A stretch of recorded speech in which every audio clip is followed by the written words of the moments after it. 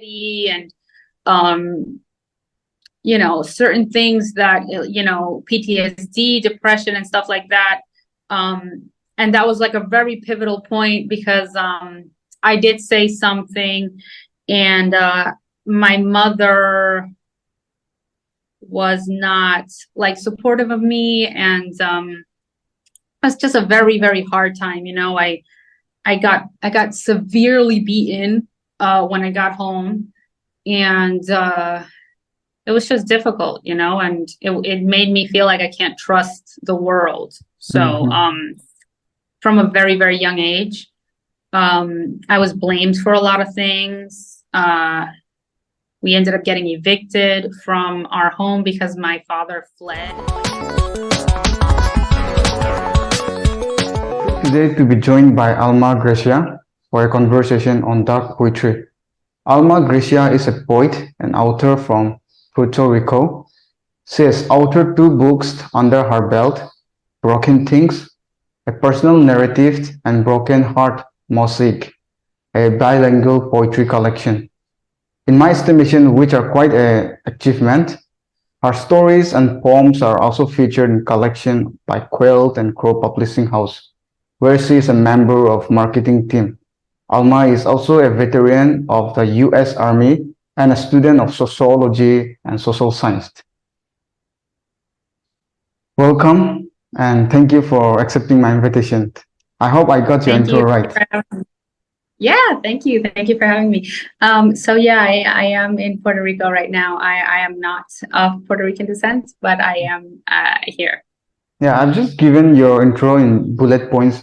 Do you want to tell us a little bit more about yourself, if that is okay?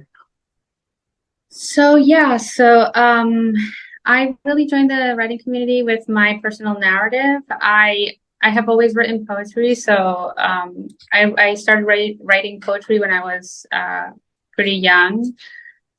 My mom, she used to write a lot of these like little limericks and leave them all over the house when I was a kid.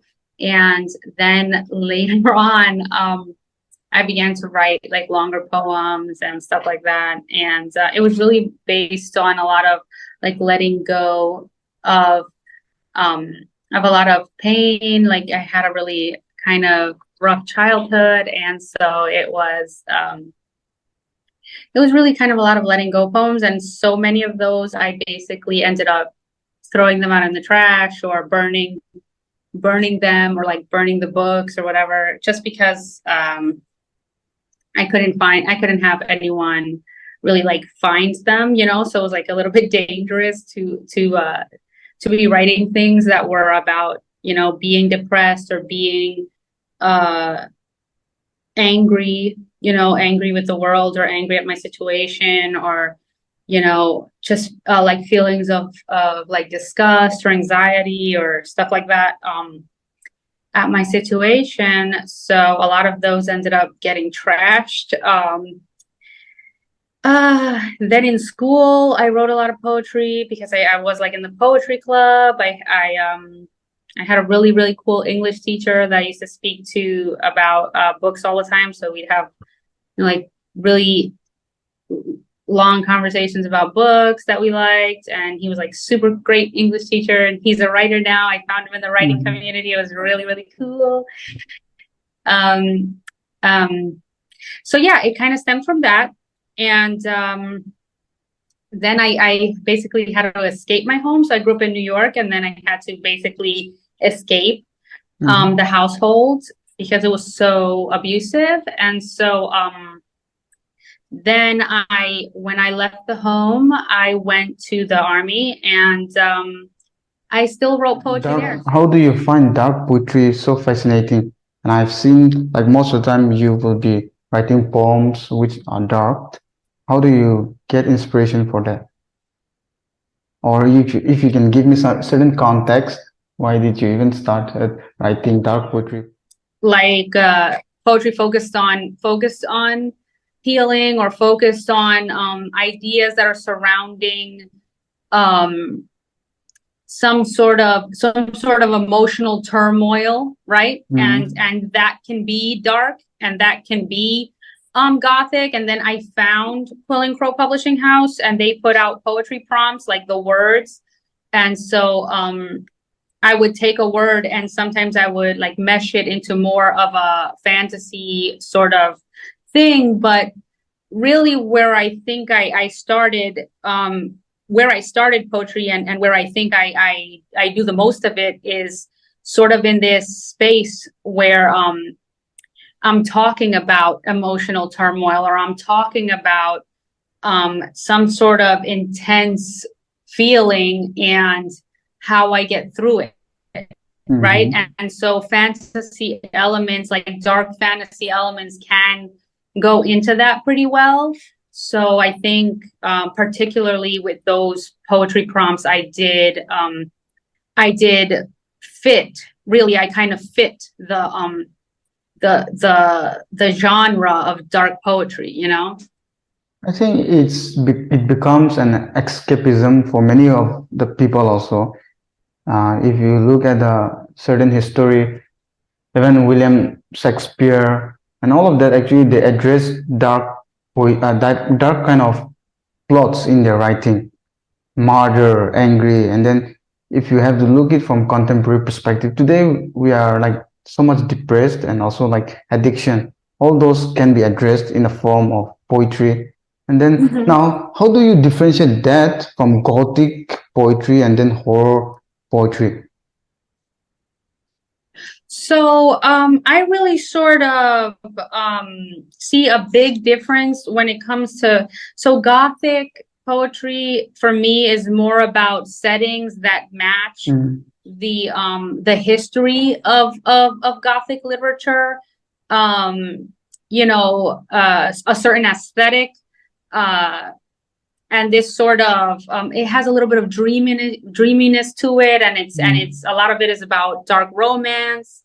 So there are a few tropes there that I would follow when it's Gothic.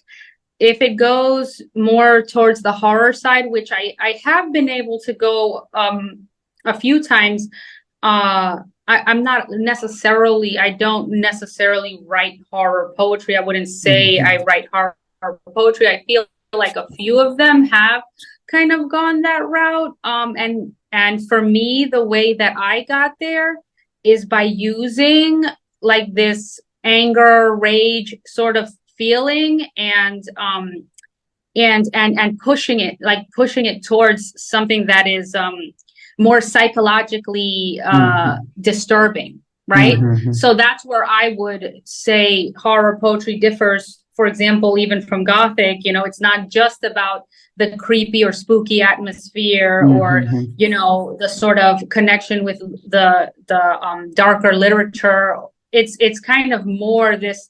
It's getting disturbing, you know. It's something that is creating fear in you, or could create fear in you, or maybe something that comes out of a place of fear. So, in the only way that I've been able to tap into that so far has been sort of employing,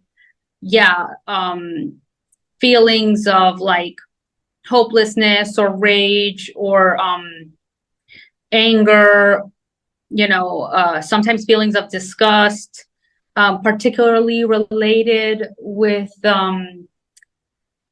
not just my personal abuse, but just certain things that are like horrid that, you know, that happen in society. And that is able to, I'm able to tap into some horror elements there.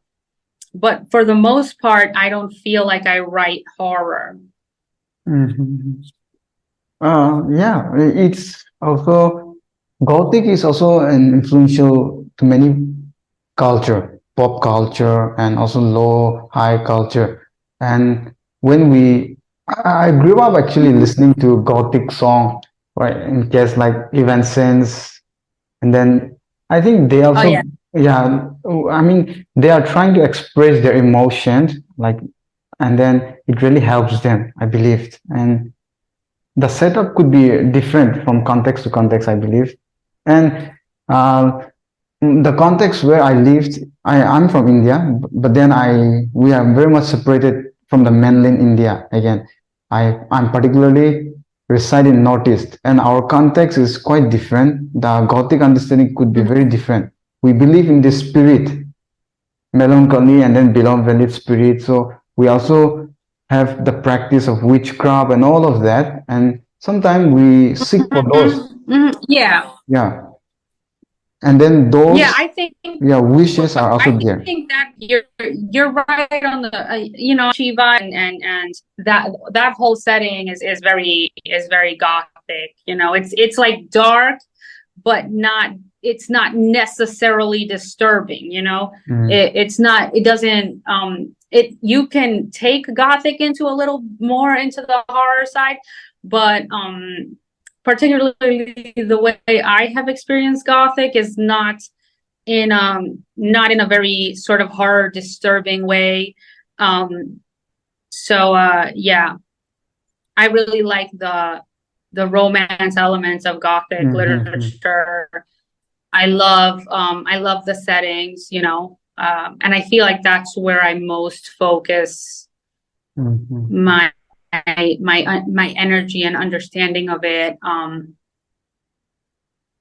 Because like I said, I mean, I don't know if I said this, but before I found Quill and Crow and the poetry prompts, I did not even consider myself I did not even consider myself a Gothic writer. Like, I love Evanescence and I love some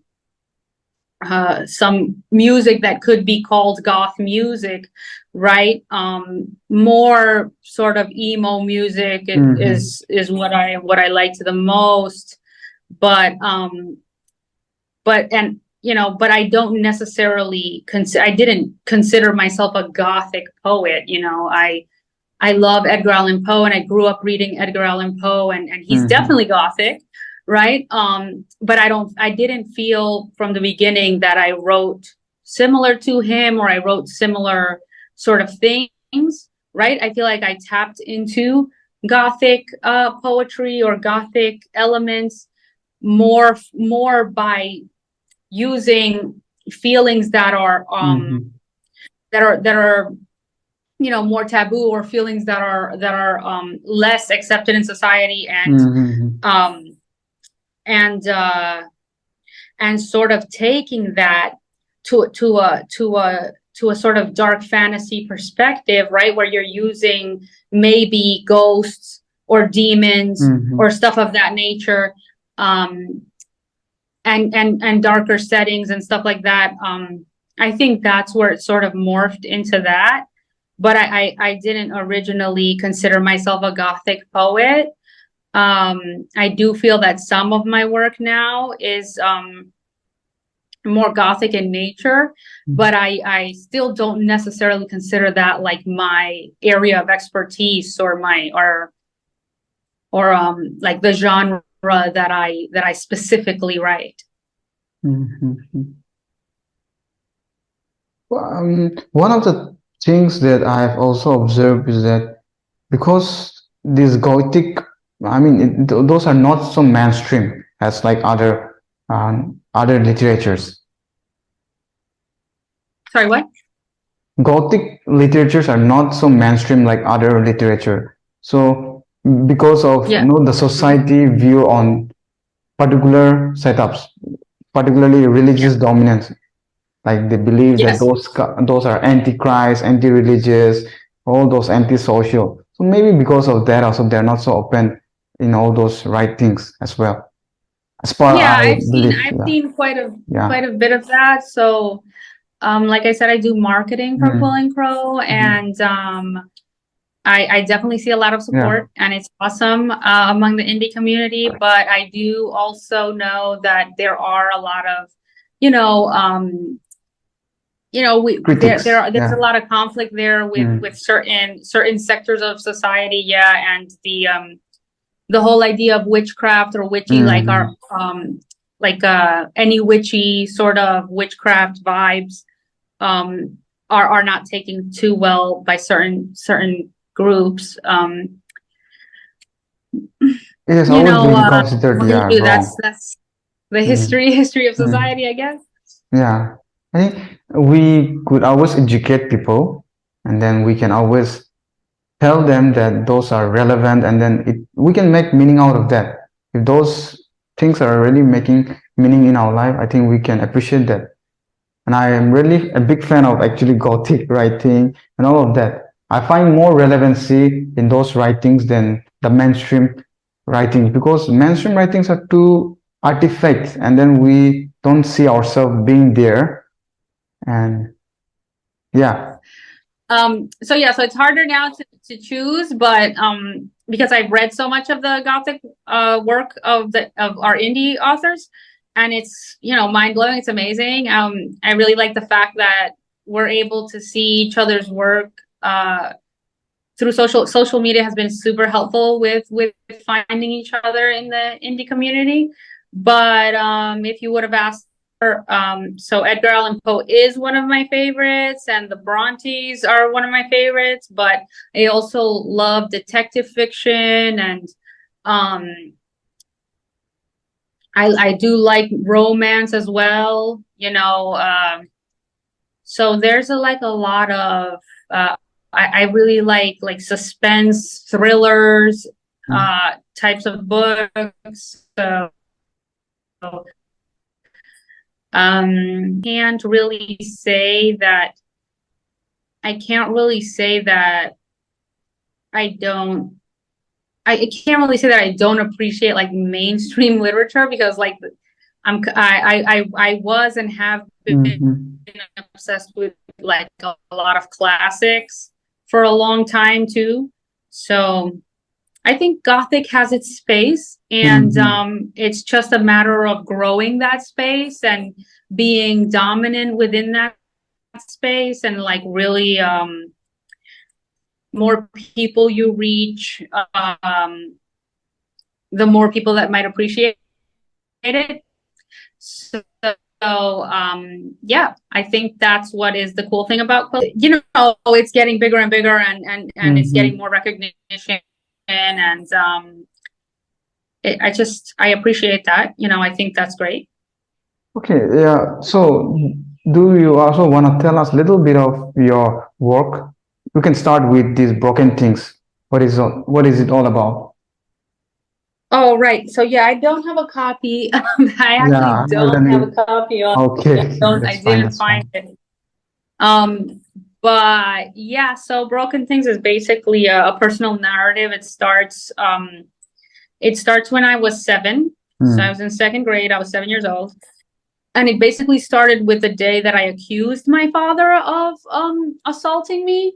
So I did accuse him at my school, and at my school with my teachers and stuff. There was like a puppet show, and they came and taught us like, if this is happening to you, you know, you should say something. And so I did. So basically the book starts there. And I think that was like a really I think that was a really important part of the abuse that I wanted to I think it starts there because of that. It was like an important part of the abuse that I really, really wanted to heal from. You know, it was hard for me to accuse someone of doing something horrible to me as a child and not feeling supported after that. It led to issues later on in my life, and possibly that still exists a little bit, of like hyper independence and anxiety, and you know, certain things that, you know, PTSD, depression, and stuff like that. And that was like a very pivotal point, because I did say something, and my mother was not like supportive of me, and it was just a very, very hard time. You know, I got severely beaten when I got home, and it was just difficult, you know, and it made me feel like I can't trust the world. So from a very, very young age, I was blamed for a lot of things. We ended up getting evicted from our home because my father fled, like he disappeared for a while after that. And so it goes through all that time until I went like condensed, but that time until I got was able to escape the household. So basically, Broken Things is a narration of that. Yeah, it's like a condensed version of the time from when I was like 7 to 20.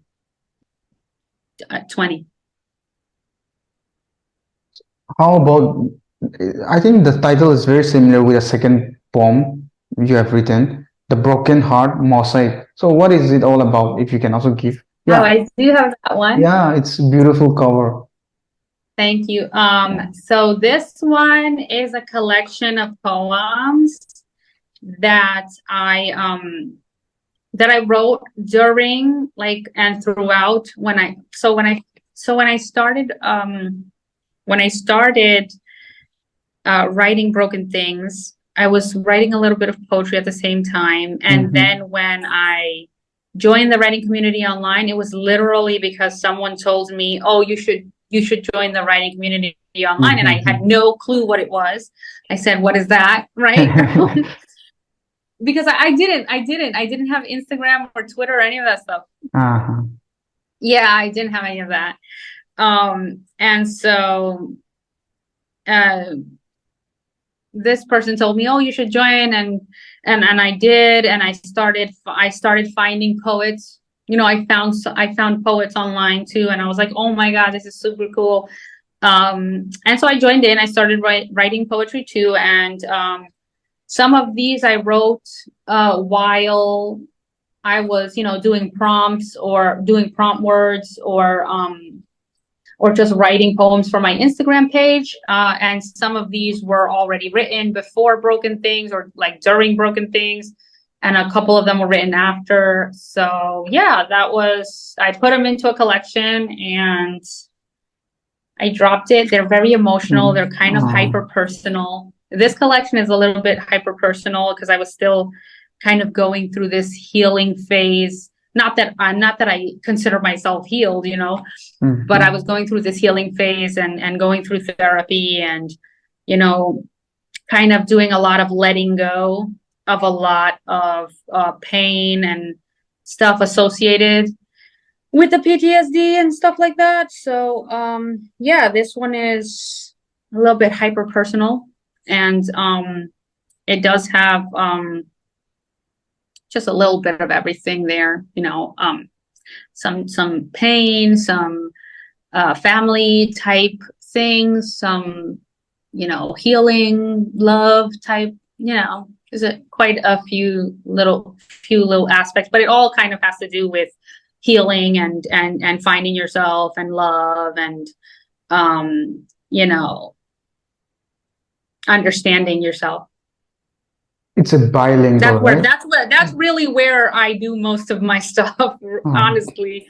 Everything else, like if I turn something a little bit towards horror, it's because of that, right? Or if I turn something a little bit towards Gothic, it's based off of the emotion, I think that's where I work inside of the emotion more than anything. It's a bilingual, right? So this one, yeah. So this one has poems in English and Spanish. But this one has one side that is Spanish and one side that is English. And then all of the extras. So all of the extras, let me see if I can find the page. So all of the ones after that one says extras. These are all the ones that I posted online. I put them in here.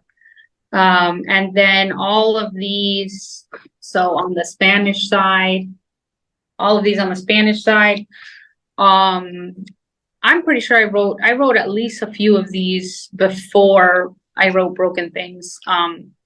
So they had been around for a minute. They were just some of my favorites that I had kept. And on the English side, it's quite a few new ones, but I think there's one or two from before that I sprinkled in there as well. So is it available globally? Is it Yeah, international? Yeah. yeah. It's available. It's available internationally. Yeah. So can you tell me a It's little on bit? Kindle. I think it's on Kindle Unlimited too. Okay. Can you tell Yeah. me a little bit of your engagement in Quill and Crow Publishing House? Like, what do you do and what is it all about? If you can give us a little bit of that, it will be very helpful. So I like I said, I started doing the poetry prompts. So I started writing poems, and they have these collections called the Crow Calls. So this is the newest one, Crow Calls Volume 5. And these are some of the other collections. There are 5 collections. And so in the first collection, I was chosen as one of the poets. So the founder chose me as one of the poets. And then we, like, throughout time, we developed a friendship and we started working together. So I ended up on the marketing team for them. And it was really, it's really cool. It's just, like I said, I don't always write Gothic things. So, but when I have like enough inspiration and I can use my emotion to push myself that way, I did. So I wrote, like, I have 2 poems in each of the Crow Calls collections. I wrote this Weeping Woman, like, retelling for Ravens and Roses, which is a woman's Gothic anthology. I don't know if you know of this La Llorona, the Weeping Woman. You know that? It's like a very, very it's a Latino horror. It's a Latino horror folktale. Yeah, so it's a Latino horror folktale, and my grandmother used to say it to me growing up. And so a lot of Latinos have that experience. And so so I wrote a Weeping Woman retelling because I don't particularly like the story. It is a horror story. It is kind of like a horror folk tale, and it's very like it's kind of anti-feminist. I kind of wanted to flip that around and make the Llorona more powerful and sort of like really, I made her into the good person, right? Like I made her the good guy versus being the bad guy, being the villain. Yeah, I mean, it was fun. It was so much fun to write, and I'm still writing. I'm writing another part of that story, where it's La Llorona as a mermaid, and so I think I'm just kind of obsessed with that a little bit. I like the folk horror type vibe, but with like a little bit more dreaminess in it, a little bit more romance in it, and yeah, I did enjoy that. I also wrote for their online magazine, which was a tale about it was called Lula and the Girl with No Name. It's like about this group of children that get lost in the forest, and then they're like finding their way out. So really that has a lot of healing elements in it as well, and it went a little bit horror just because of ideas of like cannibalism or whatever, but it's really symbolic in that aspect. So I feel like the cannibalism is symbolic to like the ways we hurt each other as humans. So I like I said, I can go that route, like a little bit more horror, a little bit more Gothic, but it's always like with elements of emotion and healing sort of thing that I always want to do. But yeah, so I did those things, and I was doing marketing for them, and now I'm really involved in the marketing, and it's just been so much fun. They have a lot of new authors coming out. We're publishing novels now, so it's really just nice to be in in the community and supporting authors that are publishing their works now with Quill and Crow. It's always really cool to work with them. It's a lot of, you gain a lot of knowledge. It's just a good feeling to support other authors and read all of these things coming out and all these ideas. It's really fun. Now, you work as a full-time there or just a part-time? Oh, well, I don't know if I would consider, I don't know if I can, I can't really tell if I consider it full-time or part-time or anything like that. I am I'm in charge of the marketing team. I'm like the marketing team manager, right? But it's online. So, I didn't have social media before 2020 and everything online. I feel like I have a pretty good balance with the online stuff. So I don't really feel like it takes up so much of my time, so I can't really say in the context of work, I can't really put it in that context because it also just feels like a little bit of fun and a little bit of friendship and a little bit of serious support and stuff like that. So I have a lot of fun with it. So I can't really say, I can't really put in that context of work. It is work, but I don't feel it like that really. Yeah. Yeah, it was like great discussing with you and then having a good conversation with you. Now, if you would like to have one question that you would leave for the next guest, what would be the one question that you wanted to leave before we end up our conversation? Anything. Yeah. Okay, so my question for the next guest will be, what is your what do you do when you write to get you into the mood of whatever you're writing? So for me personally, I'm gonna answer that real quick myself because for me personally, I don't really need too much space and maybe that doesn't help me. So so in one aspect, when I'm writing poetry, it just comes to me and I just write it on my phone pretty often. And when I'm writing longer stuff, I kind of don't necessarily cut out like a very, very isolated space for myself. Sometimes my children are running around and I'll just sit down and write even though they're running around.